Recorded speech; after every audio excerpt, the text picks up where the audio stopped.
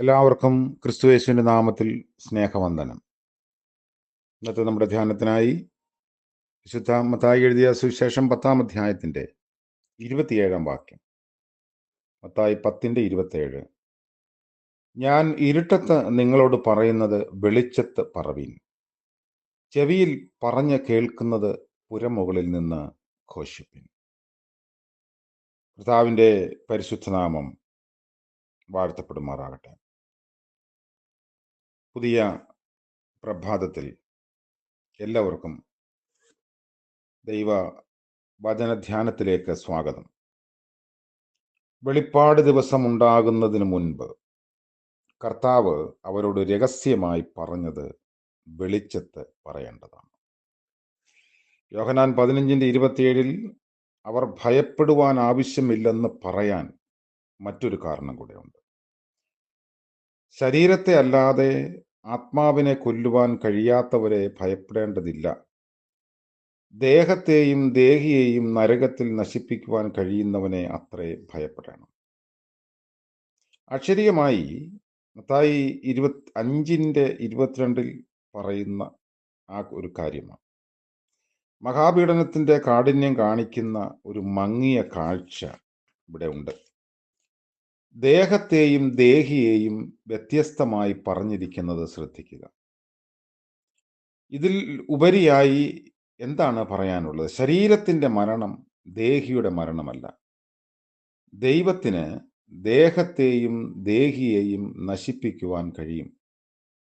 നശിപ്പിക്കുക എന്ന് പറഞ്ഞാൽ ഇല്ലാതായി തീരുക എന്നല്ല, കളങ്കമുള്ളതായി തീരുക എന്നാണ് അർത്ഥം.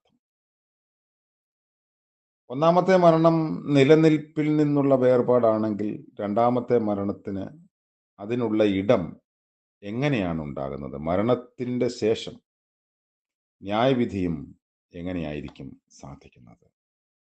അപ്പോൾ ഒരു വലിയ വെളിപ്പാട് ദിവസത്തെക്കുറിച്ച് കർത്താവ് തൻ്റെ ശിഷ്യന്മാരെ ഓർമ്മിപ്പിക്കുന്നു.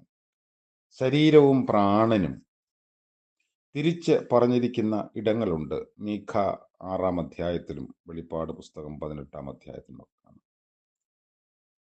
പ്രാണൻ ശാരീരിക മരണത്തെ അതിജീവിക്കുന്നു. രാജാക്കന്മാരുടെ 1-ാം പുസ്തകം 17-ാം അധ്യായത്തിൻ്റെ 22-ാം വാക്യത്തിൽ നമുക്കിത് കാണാം. നമ്മൾ വായിച്ച മത്തായി 10:27 ദേഹത്തെയും ദേഹിയെയും വകതിരിച്ച് പറഞ്ഞിരിക്കുന്നു. ദേഹി ശരീരത്തോട് വളരെ ബന്ധപ്പെട്ട് പറഞ്ഞിരിക്കുന്നു. നമ്മുടെ ശരീരം പ്രാകൃതമാണ്, അക്ഷരികമായതും ദേഹിയാൽ നിയന്ത്രിക്കപ്പെടുന്നതുമാണ്. മനുഷ്യനെ ആത്മാവ്, പ്രാണൻ, ദേഹം എന്നിവയുള്ള ഒരു ഏകത എല്ലാം കൂട്ടിച്ചേർന്ന് സൃഷ്ടിക്കപ്പെട്ട ഒരു ഘടകമാണ്. അതിൻ്റെ ക്രമം എല്ലാറ്റിനും മുൻപേ ആത്മാവ്. ഒരു വിശ്വാസിയിൽ ഇതാണ് ക്രമം. അങ്ങനെ ആയിരിക്കുകയും വേണം. ഭരണം അല്ലെങ്കിൽ നിയന്ത്രണം ആത്മാവിനായിരിക്കണം. വിശ്വാസി ആത്മീയനാണ്, അഥവാ അങ്ങനെ തന്നെ ആയിരിക്കണമെന്ന് വേദപുസ്തകം ശഠിക്കുന്നു. പ്രാണനാൽ ഭരിക്കപ്പെടുന്ന ഒരു ജഡികന് വിരുദ്ധനായി ഇവൻ ജീവിക്കും. അതുകൊണ്ടാണ് പൗലോസ് സൂചിപ്പിക്കുന്നത് ആത്മീക മനുഷ്യനും ജഡിക മനുഷ്യനും. ഈ ഒരു മനുഷ്യനിൽ ഏറ്റവും ഉന്നതമായ ഘടകം എന്ന് പറയുന്ന ആത്മാവാണ്. ആത്മാവ് ഇച്ഛാശക്തികളുടെ കഴിവുകളെ പ്രായോഗികമാക്കും. അതായത് ഹൃദയ വിചാരങ്ങൾ എന്ന് മർക്കോസ് 2-ാം അധ്യായത്തിൻ്റെ 8-ാം വാക്യത്തിലൊക്കെ പറയുന്നത് അതാണ്. ലക്ഷ്യമുള്ള പെരുമാറ്റം.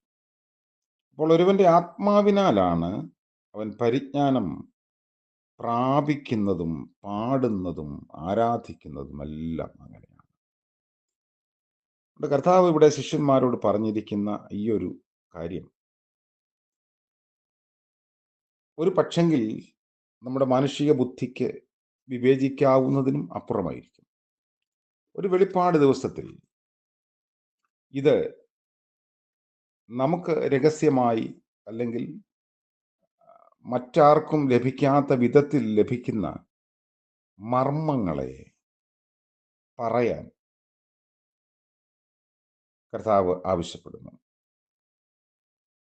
ദേഹിയെ കൊല്ലുവാൻ കഴിയാതെ ദേഹത്തെ കൊല്ലുന്നവരെ ഭയപ്പെടേണ്ട എന്ന് 28 വാക്യത്തിൽ ചേർത്ത് പറയുകയും ചെയ്തിട്ടുണ്ട്. പുതിയ ദിനത്തിൻ്റെ പ്രഭാതത്തിൽ നമുക്ക് ദൈവസന്നിധിയിൽ നമ്മളെ തന്നെ സമർപ്പിക്കാം. ദൈവം നമ്മുടെ ഉള്ളിൽ ഊതിയതിനാൽ നമ്മൾ ജീവനുള്ള ദേഹിയായി തീർന്നു. നഷാമ എന്നാണ് ആ എബ്രായ പദം. മൃഗങ്ങളും ജീവനുള്ള ദേഹികളാണ്. ഉൽപ്പത്തി 1:21. എന്നാൽ അവയ്ക്ക് നഷമ ഇല്ല, അതിന് ജീവൻ മാത്രമേ ഉള്ളൂ.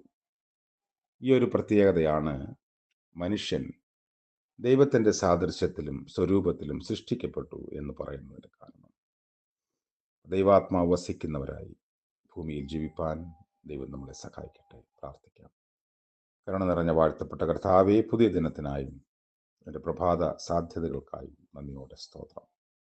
ഇന്ന് പകൽക്കാലം ജീവിപ്പാനുള്ള ബലവും കൃപയും ഒക്കെ നൽകി അടിയങ്ങളെ കാക്കുകയും സൂക്ഷിക്കുകയും നടത്തുകയും ചെയ്യണമേ. ചെറുതും വലുതുമായ സകല ആവശ്യങ്ങളും ദൈവസന്നിധിയിൽ സമർപ്പിക്കുന്നു. കൈവിടാതെ കാക്കണമേ. യേശുമശിഹ മൂലം പ്രാർത്ഥന കൃപയോടെ കേൾക്കുമാറാകണമേ. ആമേൻ. ത്രിയേക ദൈവത്തിൻ്റെ കൃപയും അനുഗ്രഹത്തിൻ്റെ നിറവും നമ്മോടുകൂടെ ഇന്നും എന്നേക്കും ഉണ്ടായിരിക്കുമാറാകട്ടെ. ആമേൻ.